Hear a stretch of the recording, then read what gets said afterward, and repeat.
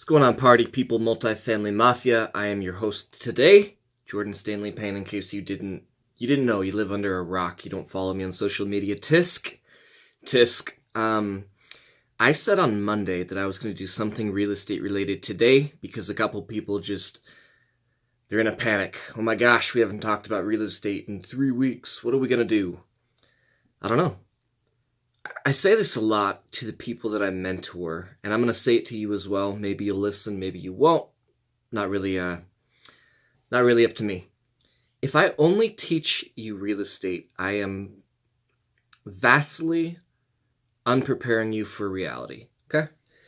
Real estate is cool. You can make great money. You can create a life of freedom. A lot of people, they never even get to the real estate part because their mindset's messed up. Motivation's messed up. How their brain works is messed up. They don't understand finances. They don't understand motivation. They don't understand how to become a business owner. You can make great money and not have a business and fail miserably. Let me say that again. You can make great money in real estate and still fail miserably if you don't understand how to operate a company, if you don't understand how to get your head right. So I'm not always going to talk about real estate. I'm going to talk about motivation. I'm going to talk about mindset. I'm going to talk about life. I'm going to talk about how to be a business owner. If you don't like it, well, you know what to do, right? So today I am going to talk a little bit about both mindset and real estate. We're going to combine a little bit of them. I want to compare guys, this is going to be an example. Don't frickin' message me and try to point out some technicality. This is simply a mindset shift, and I want you to understand this because, again, you can trade time for money. You can go out and, I'm going to use the example today of fix and flip. You can go out and trade your time and do a flip, even if you have a construction crew. You can do a flip, and you can make 30 grand, okay? You worked X amount of hours, and you made, 30 grand on a deal. So I'm going to be comparing that to why a lot of wealthy people buy and hold rather than fix and flip. Now, technically speaking, can you fix and flip the right way and leverage time and talent and outsource and have freedom? Sure. Very few people do that, though. So I wrote some of this down so that you guys were on par with me. 3-2 flip versus a 3-2 hold. 3-2 flip, you are able to make $30,000. 3-2 hold, $700 a month. A lot of people automatically, right when they hear those numbers, they say, I want the 30 grand. Jordan, I need the 30 grand. Okay? I've got bills to pay. That's the thing. When you're doing a flip, maybe it takes you 4 or 5 months. You've got bills that are stacking up during that, right? Jordan, I need the money. I'm taking the 30 grand.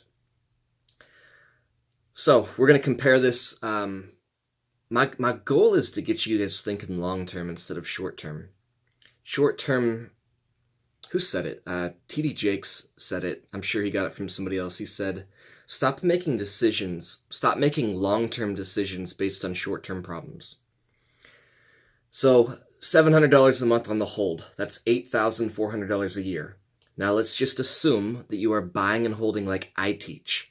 You account for vacancy, 10% of the gross income per month, 10% for management, and 10% for repairs.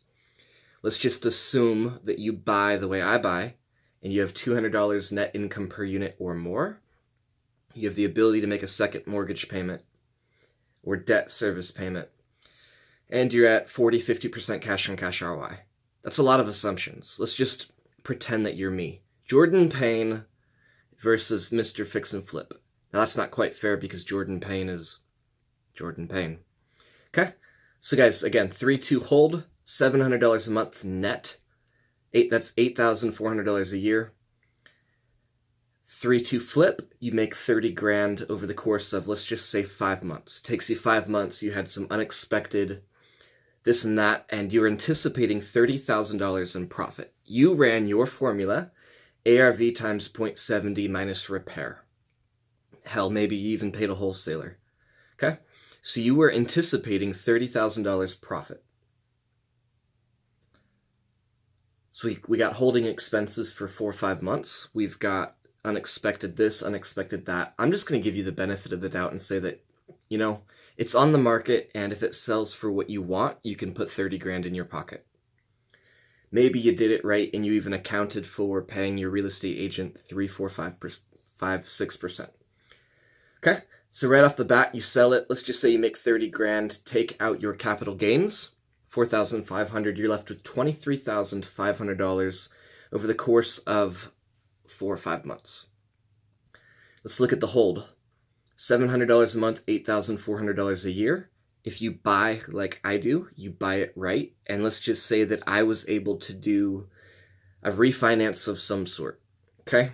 Typically, if I'm using a bank or if I go to a bank, they will do normally 80% of the appraised value or the market analysis. If they're being really nice, they'll do market analysis. So let's say that I bought it right and I was able to pull out $20,000. So on the flip, year one, we've got $23,500. On the buy and hold, year one, we've got $28,400. Okay, year two, nothing on the flip. Year two, we'd be at $36,000 on the hold. Year three, nothing on the flip. Year three, we'd be at $45,000, $200 on the hold. So guys, when we start looking at the long-term results of our actions, you can see that buying and holding really does give you more options. At some point, I could refinance again. That's a completely different topic. I don't want you guys to over leverage like an idiot. I don't want you guys to bank on appreciation and stuff like that. But guys, I mean, apples to apples, one deal to one deal, buying and holding, there's a lot more profit and there's a lot more stability. I don't have to go 4 or 5 months like a flip without income. I still have passive income coming in. That $20,000 that I got on the refinance, I could use that as a down payment on a second property. Let's just say it's the same. Now I've got $1,400 a month coming in, and I can re-leverage or refinance my second property. Okay? So if you went all the way down, let's just say that the fix and flip guy did 10 deals in year one. I did 10 buy and holds in year one. I'm at apples to apples. I'm now at $7,000 a month in net income after every expense. He's at 0. And let's just say again, apples to apples, he's doing about 23.5 and I'm doing about 28.4 every single deal. At the start of year 2, okay? I still have $7,000 a month coming in. He still has nothing. It's going to take him 4 to 5 months to do another. I've got $7,000 a month each month, and I'm still doing deals. So guys, a lot of people don't understand buying and holding. They don't understand the leverage side. They don't understand that you can do these deals using none of your own money. They don't understand owner financing and private money and blah, blah, blah. The other thing is I don't use any of my own money when I do a buy and hold. I never have. I use private money. I do lease options sometimes, subject to on occasion. Got great relationships with private money people. So can you use private money on a flip? Sure. Absolutely. But guys, you've got to be really, really, really, really good at flipping if you're going to compete with people doing buy and hold. Now, could you have leveraged, again, we're having a conversation here, we're comparing two different business models. A lot of common objections, oh Jordan, but what if something happened with the buy and hold? Okay, please explain to me what would happen with the buy and hold. Oh, your tenant freaking trashed it. I have insurance. I have 10% a month set aside for maintenance. I've got 10% a month set aside for vacancy, right? The tenant does a ton of damage. I'm going to file an insurance claim. My insurance company covers loss of rent, meaning if it's vacant for 3 months, they're going to send me $2,100. I don't lose out money on rent ever, ever. So what else could happen? Jordan, the furnace goes out, roof has a leak, blah, blah, blah. Got insurance for that. I do. Jordan, what if the market changes and you're not getting $700 net anymore? Okay, call it 5. I buy properties with the ability to make a second mortgage payment with the net income. That means that if I had to drop the rent 50%, I would still be covered. Jordan, what if you can't refinance? Great, I've got passive income. I caution people when they're brand new and they say, dude, I want to flip. I want to flip. I want to flip. Why? Because I want to make 30 grand. Okay? You know, what if you calculate it wrong? What if you don't run your numbers right? What if you didn't calculate the 3, 4, 5 months it's going to be on the market before it gets sold? Not everything gets sold quickly. What if you didn't know about, you know, the joists and the floor and you had to completely redo that? There's a lot of stuff that can happen, guys, so I really caution people.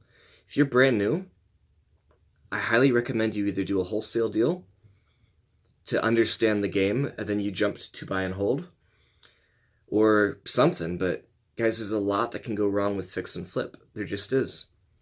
Not only that, again, apples to apples at the end of the year, I'm 10 times better off than people that are flipping. I've got passive income. I've got cash if I need to do a refinance. I'm golden, right? Guys, keep that in mind. There's going to be people that are completely against buying and holding. I don't want to be a landlord. Property management. I don't want to do evictions. Property management. What if? There's a lot of what ifs, guys. A lot more risk on a flip. Appreciate you guys. That was my mindset / real estate topic related podcast today. I'm going to say it again. I've said it before. If I continue at my current pace, which I may or may not, I've kind of been slowing down a little bit. Don't need the money. Doing fine financially. I'm bored, for one. That's why I do this. But if I keep on going at a current pace and my team continues to close deals at a current pace, my kids will be left with something like, what was it, $400,000 a month passive income. If they can continue to do what I did over the course of, you know, their late teens, early 20s and 30s, you know, they'll be closer to $1 million a month when they have kids.